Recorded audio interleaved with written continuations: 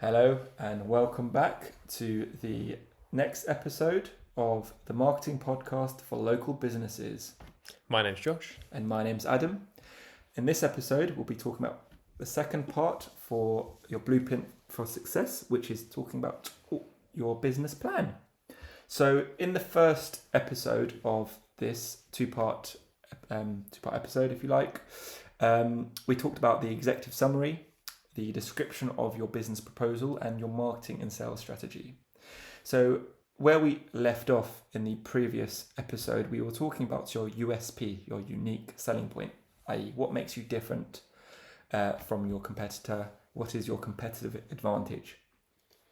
We talked about outlining and typing out onto paper the products or services you'll be providing and offering, how they'll benefit your customers, and lay out the pricing model on your business plan. So it's very, very important to be very clear and articulate your value proposition. And what a value proposition means is, how is your business going to generate you money, and lay that out in a very concise manner. If you're selling a cake for £100, if it's a two-tiered cake, and your ingredients cost you £10 and your time costs you £20 per hour, and you take 3 hours to do it, well, that's £70 in total, and your profit will be £30. So that's clearly articulating your pricing model, your costs, your expenses, which we'll talk about in a little more detail in the sixth section of your business plan. But before we move on to the next section, Josh, we just wanted to touch on the various marketing and sales strategy you could employ for your business, and specifically how to kind of retain and attract your customers, i.e. how to get more customers to make more sales. There's of course a variety of different types of marketing and sales strategy you could implement in your business and think about for your business plan. There's the old-fashioned kind of cold calling, or there's flyers and brochures and leaflets and that kind of thing. And there's also the kind of newer digital marketing side of things, where we have Meta or social media advertising, social media organic posting. We have SEO, Google Ads. There's tons and tons of different types of marketing strategies you could look to employ. So those are just a few ideas that you might want to think about for your plan. Amazing. Yeah, absolutely. You've got the old school, you've got the new school, and sometimes you might want to use a combination of all. That if you speak to the marketing purist, they'll say use a combination of all. That might not always be necessary, and you might not always need to do that depending on your type of business. But again, let's say you are selling cakes, which is a nice, easy example to use. When you're selling cakes, you might want to, especially in the local area, you might want to drop leaflets through people's post boxes to say, make them aware. You might want to post on Meta, as also known as Facebook and Instagram. You might want to go on the website called nextdoor.com, which is another great tool, which allows you to really understand, reach your neighborhood. Apologies, it's nextdoor.co.uk. If you go and visit it, it's essentially a kind of Facebook or social media platform for your neighbors, for your local area. So another great resource there for you. So let's move on to sections 4, 5, and 6 of your business plan. So section 4 being the management team. So you might not have a management team like Josh outlined in the previous episode. One-man band to start off with, and then employ people as you increase your sales, and you kind of have enough revenue to pay for them.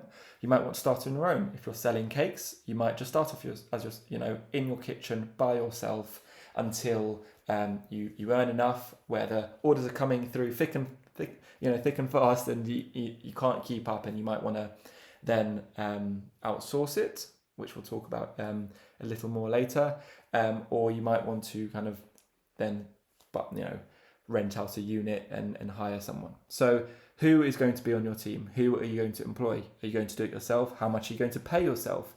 These are all considerations that you will need to make. Ultimately, it's you're going to need it. How much are you going to pay them? Are you going to give them a a bonus, a performance-related, pay? Is it just a salary? Is it going to be a wage? Is it going to be per hour? Is it going to be per month? Again, these are all things that you need to think about. Next up are your operations. So, what do we mean by operations? So, are you going to have a property, i.e. a commercial property to sell your cakes? Are you going to do it in your kitchen? To do it in your kitchen, you're going to need food and hygiene certificates from your local council. If you do get a property, i.e. a unit to bake, will it be kitted out with all the kit? Will you need to rent the kit? How much is that going to cost? Will you buy the unit the property, or are you going to rent it? How much will that cost? What are the advantage and disadvantage of baking there? Will transporting it to your target market be easy? All these questions I'm asking are going to be, you're going to need to consider them. And don't worry, you don't need to kind of note everything down that I mentioned here. We'll put a little link into a nice article on Start Smarter. STARTSMARTER. So Start Smarter, or Start Smarter to enunciate the letters a bit more there. .co.uk has a kind of wealth of resources and tips.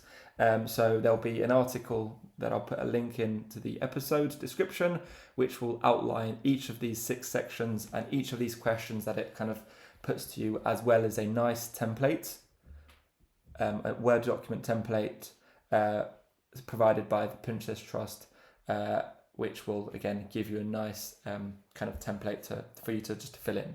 But let's continue with the various sections here. So your operation, so your location, the goods and services. Will you be where will you be producing these? So if you're want to create. If you're going to blow glass and create vases, for example, I'm looking at a nice vase in front of me. Are you going to manufacture them in the UK? Are you going to do them abroad? Are you going to outsource them? If you're going to have your own facilities, how modern are they going to be? What's their capacity? How many vases are you going to be able to produce?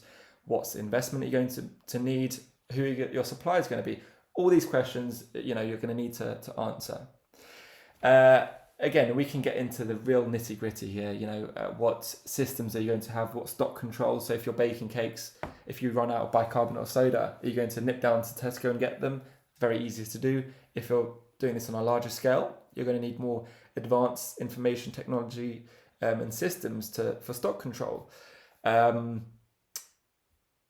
With information systems like your business, I'm sure you have insurance, right? Mm-hmm. What types of insurance do you have for your business, for example? You might have things like public liability. You might have things like professional indemnity in case you screw up and or you get a nasty customer that wants to kind of take you to the cleaners. So things like that, you need to consider. And lastly, financial forecasts. So Josh in the previous episode talked about kind of financial plan. So without going into your the exact numbers, when you talked about having kind of financial forecasts, what did you mean by that, if you don't mind us asking? So with our business, it's very much based on a kind of monthly retainer type business. So we have customers who work with us for months and months and months and years and years and years, depending if they're happy and they want to stay on with us. So what I've done is look at what's the average length of a customer, how many customers do we get on average per month, how many customers do we lose per month, and then try to work out, what is our goal for this year? How much growth do we want? Do we want to grow 20%, 30%? How many more customers do we need on the average, price per customer? And create a model. We need X amount of customers to reach this target come 12 months from now. Perfect. There we go. So that is a rudimentary way of identifying a goal and being and trying to understand the steps you'll need to take in order to reach that goal. If I put my chartered accountant hat on here, I'd say that Josh has created a forecast, right? Again, it's a rudimentary forecast, but it's a forecast. So in this section of the financial forecast, you might need to produce and income and your expenses. So it might start off with how much income are you planning to receive in your first year? In fact, you probably need to do it for the first 5 years. What are your expenses going to look like, and therefore what is the money? What is your profit? What is your loss? Income less expenses equals profit or loss.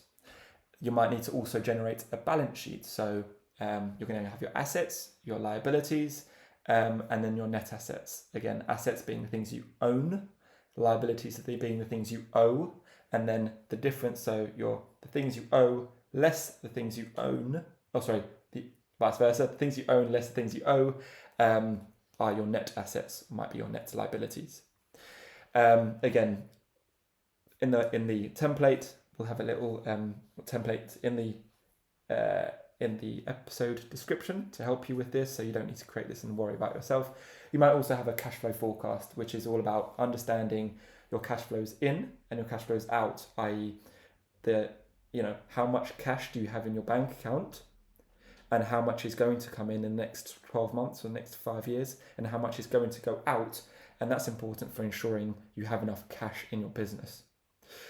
Again, this might be a little overwhelming for some of you guys, and I apologize, but I promise you, you might need somebody to help you, like a chartered accountant.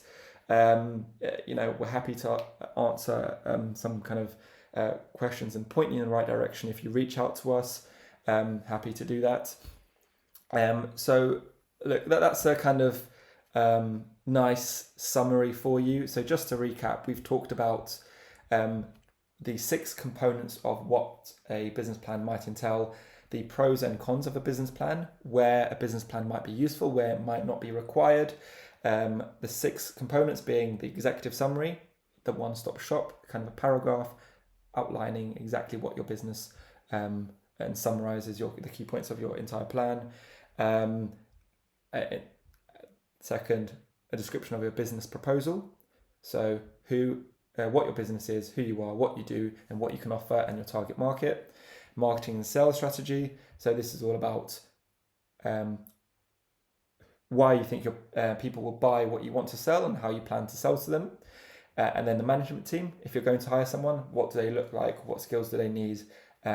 Is it going to be yourself? How much are you going to pay yourself or them? And then your operations. So this is getting to the nitty gritty, your location, how you're going to produce your goods or services, the IT or technology that you might require. And then lastly, the financial forecast. So you're understanding the nitty gritty of the kind of your 5-year plan of how much you want to make and how much you might need, the amount of capital you might need. We hope you enjoyed this episode. Thank you for listening. And in the next episode, we'll be talking, about websites and SEO a little more in depth. So tune in and thank you for listening. My name's Adam. And I'm Josh. Thank you.